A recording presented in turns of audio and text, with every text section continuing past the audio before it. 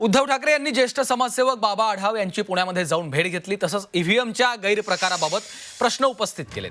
तर महाविकास आघाडी ईव्हीएमच्या गैरप्रकाराविरोधात जन आंदोलन उभारणार असल्याचं यावेळी उद्धव ठाकरे यांनी जाहीर केलेलं आहे। एवढ्या 76 लाखांची जर का सरासरी काढली तर प्रत्येक महाराष्ट्रातल्या प्रत्येक मतदान केंद्रावर किमान 1000 लोकांची रांग पाहिजे। मला कल्पना नाही आपल्यापैकी किती लोकांनी शेवटच्या तासामध्ये 1000 लोकांची रांग बघितली। कुठेही तसा फोटो आला नाही, काही नाहीये। आणि सगळ्यात महत्त्वाचं म्हणजे आज एवढं मी 500 पेक्षा जास्त राक्षसी बहुमत मिळाल्यानंतर महाराष्ट्रात आनंदोत्सव का नाही? सगळ्यांची चेहरे हे असे विस्मयकारक काय आहेत?